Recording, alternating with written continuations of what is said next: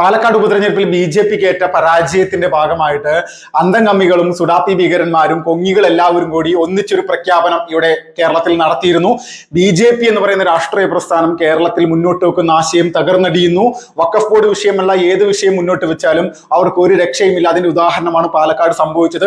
മതേതരത്വം പൂത്തുലയുന്ന ഇവിടുത്തെ ഒരു വലിയ ആളുകൾ BJPയെ ചവിട്ടിത്താഴ്ത്തി പാതാളത്തിലേക്ക് തള്ളിവിട്ടു എന്നുള്ള രീതിയിലേക്കുള്ള പ്രചരണമായിരുന്നു. എങ്ങനെയാണെങ്കിലും ഈ പ്രചരണത്തിന് കഴിഞ്ഞ ഒരാഴ്ചയായിട്ട് വലിയ തിരിച്ചടിയാണ് ഇപ്പോൾ CPM അടക്കമുള്ള രാഷ്ട്രീയ പാർട്ടികൾ നേരിട്ടുകൊണ്ടിരിക്കുന്നത്. CPMലെ തന്നെ പ്രധാനപ്പെട്ട പല പ്രവർത്തകരും നേതാക്കന്മാരും BJPയിൽ അംഗത്വം എടുത്ത് മുന്നോട്ട് വരികയാണ്. സാധാരണ CPM വിട്ട് കോൺഗ്രസിലേക്കാണ് വരാറ്, അല്ലെങ്കിൽ കോൺഗ്രസ് വിട്ട് കഴിഞ്ഞാൽ കോൺഗ്രസിൽ നിന്ന് CPMലേക്കും CPIയിലേക്കാണ് പോകാറ്. ഇപ്പോൾ ഈ രണ്ട് പാർട്ടികളിൽ നിന്നും BJPയിലേക്കാണ് കടന്നു കയറി വരുന്നത്. ഇതിന്റെ ഏറ്റവും പ്രധാനപ്പെട്ട ഉദാഹരണമായിട്ട് തിരുവനന്തപുരം ജില്ലയിലെ മംഗലപുരത്തെ CPM ഏരിയ സെക്രട്ടറി ആയിട്ടുള്ള മധു മുല്ലശ്ശേരി BJPയിൽ അംഗത്വം എടുത്ത് മുന്നോട്ട് വന്നിരിക്കുകയാണ്. ഇതിൽ ഏറ്റവും പ്രധാനമായിട്ട് ആദരണീയനായിട്ടുള്ള തൃശ്ശൂരിലെ MP-യും കേന്ദ്രമന്ത്രിയുമായിട്ടുള്ള സുരേഷ് ഗോപി തന്നെ നേരിട്ട് ഇദ്ദേഹത്തെ പാർട്ടിയിലേക്ക് ക്ഷണിക്കുന്നു. അതോടൊപ്പം തന്നെ മുൻ കേന്ദ്രമന്ത്രിയും BJPയുടെ മുൻ സംസ്ഥാന പ്രസിഡന്റുമായിട്ടുള്ള V മുരളീധരൻ, നിലവിൽ തിരുവനന്തപുരത്തെ BJPയുടെ ജില്ലാ പ്രസിഡന്റായിട്ടുള്ള VV രാജേഷ് അടക്കമുള്ള പ്രമുഖരായിട്ടുള്ള BJPയുടെ കാര്യകർത്താക്കൾ എല്ലാവരും തന്നെ ഇദ്ദേഹത്തെ പാർട്ടിയിലേക്ക് ക്ഷണിച്ച് മുന്നോട്ട് കൊണ്ടുവരുന്നതിൽ മുൻപന്തിയിൽ തന്നെ ഉണ്ടായി എന്നുള്ളത് നമ്മൾക്ക് വളരെയധികം സന്തോഷം നൽകുന്ന ഒരു കാര്യമാണ്. ഇതിലേറ്റവും സുപ്രധാനമായിട്ട് നമുക്ക് കാണാൻ സാധിക്കുന്നത് വരാനിരിക്കുന്ന തിരഞ്ഞെടുപ്പുകളിൽ പാലക്കാട് സംഭവിച്ചത് മറ്റ് പ്രദേശങ്ങളിലും സംഭവിക്കുമോ എന്നുള്ള ഒരു ചോദ്യമാണ്. ഇത് ഒരു തരത്തിലും ഇതിനുള്ള സാഹചര്യങ്ങളോ സാധ്യതകളോ ഇല്ല.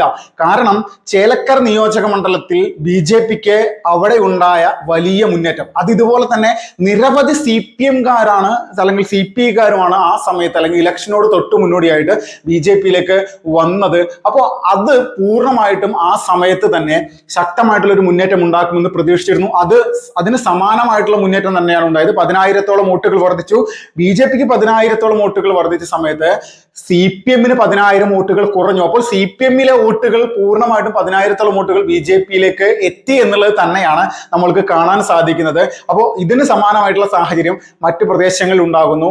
അപ്പോൾ തിരുവനന്തപുരത്തും അല്ലെങ്കിൽ കൊല്ലത്തും ആലപ്പുഴയിലും എല്ലാം വരാനിരിക്കുന്ന പഞ്ചായത്ത് നിയമസഭാ തെരഞ്ഞെടുപ്പുകളിൽ ചരിത്രപരമായിട്ടുള്ള മുന്നേറ്റം ഉണ്ടാകും. ഇതിൽ നിന്ന് നമ്മളൊരു കാര്യം മനസ്സിലാക്കേണ്ടത്, വർഷങ്ങളോളം CPM എന്ന് പറയുന്ന രാഷ്ട്രീയ പ്രസ്ഥാനത്തിൽ പ്രവർത്തിച്ച ഒരു കാര്യകർത്താവ് ഇത്രയും കാലം ഈ BJP എന്ന് പറയുന്ന പ്രസ്ഥാനത്തെ എതിർത്തുകൊണ്ട് പ്രവർത്തിച്ചിട്ടുള്ളതാണ്. അത് നിസ്സാരമല്ല. പ്രത്യേകിച്ച് തിരുവനന്തപുരം പോലെ രാഷ്ട്രീയ സംഘർഷങ്ങളൊക്കെ ഒരുപാട് കേട്ട് കണ്ട് അറിഞ്ഞിട്ടുള്ള ഒരു പ്രദേശത്തെ സംബന്ധിച്ച ഒരു നേതാവാകുമ്പോൾ അത് വലിയ പ്രധാനമാണ്. അദ്ദേഹം ഒരിക്കലും കോൺഗ്രസ് എന്ന് പറയുന്ന ഒരു പ്രസ്ഥാനത്തെ സെലക്ട് ചെയ്യാനായിട്ട് തയ്യാറായില്ല. അദ്ദേഹം BJPയാണ് സെലക്ട് ചെയ്തത്. കാരണം ഇവിടെ വളർന്നുകൊണ്ടിരിക്കുന്ന പാർട്ടി ഏതാണെന്നും വോട്ട് വർദ്ധിച്ചുകൊണ്ടിരിക്കുന്ന പാർട്ടി ഏതാണെന്നും വരാനിരിക്കുന്ന തിരഞ്ഞെടുപ്പുകളിൽ കൂടുതൽ നേട്ടം കൊയ്യാൻ സാധിക്കുന്ന പാർട്ടി ഏതാണെന്നും അതോടൊപ്പം തന്നെ ദേശീയതയ്ക്ക് അല്ലെങ്കിൽ മികച്ച വികസന പ്രവർത്തന കാര്യങ്ങൾ ഈ രാഷ്ട്രത്തിൽ നടത്താൻ വലിയ രീതിയിൽ കഴിവുള്ള പ്രസ്ഥാനം ഏതാണെന്നുള്ളത് നോക്കിക്കഴിഞ്ഞാൽ അത് BJP ആണെന്നുള്ളത് തർക്കമില്ല. ഇതിന്റെ ഉദാഹരണം തന്നെയായിരുന്നു മഹാരാഷ്ട്രയിലും ഹരിയാനയിലും ഒക്കെ ഉണ്ട്. ഇത് ജനങ്ങൾ കാണുകയാണ്.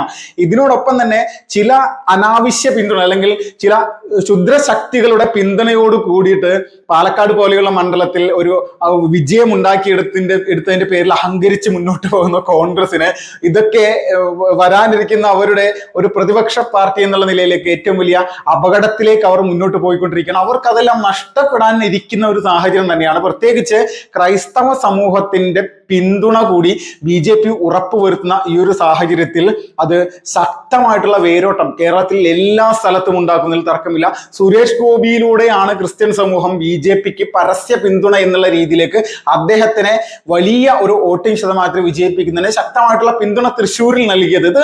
ഇതിന് സമാനമായിട്ടുള്ള സാഹചര്യം കേരളത്തിലെ അനവധി മണ്ഡലങ്ങളിലേക്ക് ഉയർന്നു വരികയാണ്. അപ്പൊ ഇതെല്ലാം കാണുന്ന സമയത്ത് അസ്വസ്ഥരായിട്ടുള്ള CPM അണികൾ BJPയിൽ അംഗത്വമെടുത്ത് മുന്നോട്ട് പോകും. സോഷ്യൽ മീഡിയയിൽ കിടന്ന് കരഞ്ഞിട്ടൊന്നും കാര്യമില്ല. ഇപ്പോ മധു മുല്ലശ്ശേരിയെ തെറി വിളിക്കുന്നുണ്ട്. മധു മുല്ലശ്ശേരി CPM വിട്ട് പോയപ്പോൾ അദ്ദേഹം പറഞ്ഞു CPMലെ ചില നേതാക്കന്മാരുടെ പ്രതിസന്ധികളും പ്രശ്നങ്ങളും കാരണം തന്നെയാണ് അദ്ദേഹത്തിന് പ്രവർത്തന സ്വാതന്ത്ര്യം ഇല്ല എന്നുള്ളത് തന്നെയാണ് പറഞ്ഞത്. അപ്പോൾ ഇത് ഈ മധു മുല്ലശ്ശേരി പറയുമ്പോൾ മധു മുല്ലശ്ശേരി മോശക്കാരനും അതോടൊപ്പം തന്നെ സന്ദീപ് വാര്യർ ഇതേ വിഷയം BJPക്ക് എതിരെ ഉന്നയിക്കുമ്പോൾ സന്ദീപ് വാര്യർ പുണ്യാളനുമാകുന്നത് എങ്ങനെയാണെന്ന് നമ്മൾക്ക് ഒന്ന് ചിന്തിച്ചാൽ അത് ഒട്ടും മനസ്സിലാകുന്ന കാര്യമല്ല. അപ്പോൾ ഇതിൽ ഒരു കാര്യം വ്യക്തമാണ്, BJPക്ക് ഇവിടെ കേരളത്തിൽ സന്ദീപ് വാര്യർ എന്ന് പറയുന്ന ഒരു നേതാവ് പോയി കഴിഞ്ഞാൽ മറ്റ് ഇതര രാഷ്ട്രീയ പ്രസ്ഥാനങ്ങളിൽ നിന്ന് അവരുടെ വർഷങ്ങളോളം എക്സ്പീരിയൻസ് ഉള്ള നേതാക്കന്മാരും BJPയിലേക്ക് വരുന്നു. ഇപ്പോൾ ഒരു ഏരിയ സെക്രട്ടറി ആകുക എന്നുള്ളത് CPM എന്ന് പറയുന്ന രാഷ്ട്രീയ പ്രസ്ഥാനത്തെ സംബന്ധിച്ച് ഒരു നിസ്സാരമായിട്ടുള്ള ഒരു കാര്യമില്ല. അവരുടെ ഒരു പ്രവർത്തനം സംബന്ധിച്ച് വർഷങ്ങളോളം പ്രവർത്തിച്ച് എക്സ്പീരിയൻസ് ഉള്ള ഒരു വ്യക്തിക്ക് മാത്രമേ ആ ഒരു ചുമതല വഹിക്കാനുള്ള ശേഷിയും യോഗ്യതയും ആ ഒരു പാർട്ടിയിൽ അവർ നൽകുന്നുള്ളൂ. സന്ദീപ് വാര്യർ എത്ര വർഷത്തോളം നമ്മുടെ BJPയിൽ പ്രവർത്തിച്ചു എന്ന് നോക്കിക്കഴിഞ്ഞാൽ അദ്ദേഹം സംസ്ഥാനത്തെ BJPയുടെ ഒരു പ്രമുഖ നേതാവ് എന്നുള്ള രീതിയിൽ ചർച്ചകളുടെ ഉയർന്നു വന്ന ഒരാളാണ്. അദ്ദേഹം ചെയ്ത പ്രവർത്തനം എന്ന് പറഞ്ഞ് അത് പരിശോധിച്ച് കഴിഞ്ഞാൽ നമ്മൾക്ക് അറിയില്ല എത്രത്തോളം ഉണ്ട് എന്നുള്ളത്. അതിൽ നിന്നൊരു ഒരു കാര്യം വ്യക്തമാകും. ചർച്ചകളുടെ BJP വക്താവ് എന്നുള്ള നിലയിലേക്ക് ഉയർന്നു വന്നതും ഗ്രൗണ്ട് തലത്തിൽ ജനങ്ങളോട് വലിയ രീതിയിലുള്ള ബന്ധം ഉപയോഗിച്ചുകൊണ്ട് പ്രവർത്തിച്ച് വളർന്നു വന്ന ഒരു CPM നേതാവിനെ സംബന്ധിച്ച് BJPയിലേക്ക് വരുമ്പോഴും അല്ലെങ്കിൽ സന്ദീപ് വാര്യർ കോൺഗ്രസിലേക്ക് പോകുമ്പോൾ ഏറ്റവും നേട്ടമുള്ളത് യഥാർത്ഥത്തിൽ അടിസ്ഥാനപരമായിട്ട് BJPക്ക് തന്നെയാണെന്നതിൽ തർക്കമില്ല. കാരണം ഇദ്ദേഹം അല്ലെങ്കിൽ മധു മുല്ലശ്ശേരി എന്ന് പറയുന്ന വ്യക്തി BJPയിൽ വരുമ്പോൾ അദ്ദേഹത്തിന്റെ കൂടെ നിരവധി പ്രവർത്തകർ കൂടി വരുന്നുണ്ട്. നമ്മുടെ സന്ദീപ് വാര്യർ BJP വിട്ട് കോൺഗ്രസിലേക്ക് പോയപ്പോൾ എത്ര പേർ ആ സന്ദീപ് വാര്യർ കൂടെ പോയി എന്ന് നോക്കിക്കഴിഞ്ഞാൽ അത് കോൺഗ്രസിനെ ഇരുട്ടിൽ തപ്പുന്ന ഒരു കാര്യം മാത്രമാണ്. ആകാശത്തേക്ക് നോക്കേണ്ടി വരും. സ്വന്തം വാർഡിലും ബൂത്തിലും പ്രവർത്തിച്ച സാധാരണക്കാരായിട്ടുള്ള പ്രവർത്തകർ പോലും ഒരാൾ പോലും അദ്ദേഹത്തിനൊപ്പം കോൺഗ്രസിൽ ചേർന്നിട്ടില്ല എന്ന് പറയുമ്പോൾ അത് BJP എന്ന് പറയുന്ന രാഷ്ട്രീയ പ്രസ്ഥാനം സംബന്ധിച്ച് അവരുടെ ഒരു ആത്മവിശ്വാസം തന്നെയാണ്. അണികൾ എപ്പോഴും തങ്ങൾക്കൊപ്പം ഉണ്ട്. ഏതെങ്കിലും നേതാവ് സീറ്റിന്റെ പേരിലോ കസേരയുടെ പേരിലോ അല്ലെങ്കിൽ മറ്റെന്തെങ്കിലും സ്വകാര്യ കാര്യങ്ങളുടെ പേരിൽ പാർട്ടി വിട്ട് പോകുന്ന സമയത്ത് ഇത് യഥാർത്ഥത്തിൽ അദ്ദേഹത്തിന്റെ വ്യക്തിപരമായിട്ടുള്ള കാര്യമാണെന്നും ഇത് സംഘടനയോടുള്ള വ്യക്തിവിരോധം തീർക്കുക എന്നുള്ള ലക്ഷ്യം മാത്രമാണെന്നുള്ളത് സാധാരണക്കാരായിട്ടുള്ള പ്രവർത്തകർ മനസ്സിലാക്കുന്നു. പഞ്ചായത്ത് ഭരണമോ അല്ലെങ്കിൽ ഒരു MLAയോ MP യോ പോലും ഇല്ലാത്ത പാലക്കാട്ടെ BJP പ്രവർത്തകർ എത്രത്തോളം വലിയ രീതിയിൽ പ്രസ്ഥാനത്തോട് ആത്മാർത്ഥതയുള്ള ആളുകളാണെന്നുള്ളതിൽ 1% പോലും തർക്കമില്ലാത്ത കാര്യമാണ്. പക്ഷേ CPM എന്ന് പറയുന്ന രാഷ്ട്രീയ പ്രസ്ഥാനത്തിൽ നിൽക്കുന്ന പലരും ഇന്നല്ലെങ്കിൽ നാളെ ഈ സംവിധാനം വിട്ട് ഇവിടെയെല്ലാം ഈ പ്രീണന രാഷ്ട്രീയ സംവിധാനം ഉപേക്ഷിച്ചുകൊണ്ട് BJPയിലേക്ക് കയറണമെന്ന് ആഗ്രഹിക്കുന്ന ആളുകൾ തന്നെയാണ്. അതിന്റെ പേരിൽ അവരുടെ ഒരു നേതാവ് ഈ BJPയിലേക്ക് പ്രവേശിക്കുന്ന സമയത്ത് ഉടൻ തന്നെ ചാടി അദ്ദേഹത്തിനൊപ്പം തന്നെ BJPയിൽ കയറി വരുന്ന ഒരു വലിയ ആശ്വാസം നൽകുന്ന തരത്തിലേക്കുള്ള ഒരു നിലപാട് തന്നെയാണ് CPM പ്രവർത്തകർ എടുത്തുകൊണ്ടിരിക്കുന്നത്. ഇത് തന്നെയാണ് തിരുവനന്തപുരത്തെ മംഗലപുരം പോലെയുള്ള പ്രദേശങ്ങളിൽ നടന്നുകൊണ്ടിരിക്കുന്നത്. TP ചന്ദ്രശേഖരനെ പോലെയുള്ള ഗതികേട് വരിക എന്നുള്ള ലക്ഷ്യത്തോടു കൂടി ഒരു സമയത്ത് പാർട്ടി വിട്ടു കഴിഞ്ഞാൽ പാർട്ടി വിടുന്നവന്റെ ഗതി ഇതായിരിക്കുമെന്നുള്ള സൂചന സമൂഹത്തിന് നൽകിയ പ്രസ്ഥാനത്തിന് ഒരു വിലയും നൽകാതെ അല്ലെങ്കിൽ ഒരു പരിഗണനയും നൽകാതെ അത് ഉപേക്ഷിച്ചുകൊണ്ട് വലിയ ആത്മവിശ്വാസത്തോടു കൂടി മുന്നോട്ട് പോരുന്ന സമയത്ത് നമ്മൾ മനസ്സിലാക്കുക ഇത് കേരളത്തിൽ ഒരു മാറ്റത്തിന്റെ കാറ്റടിക്കുന്നു എന്നുള്ളത് തർക്കമില്ല. ഇതിനോടകം തന്നെ പല സ്ഥലങ്ങളിലും നിരവധി ആളുകൾ ആലപ്പുഴയിലടക്കം BJPയിൽ പ്രവേശിക്കുന്ന സമയത്ത് തന്നെ നമ്മൾക്കൊരു കാര്യം മനസ്സിലാക്കാൻ സാധിക്കും.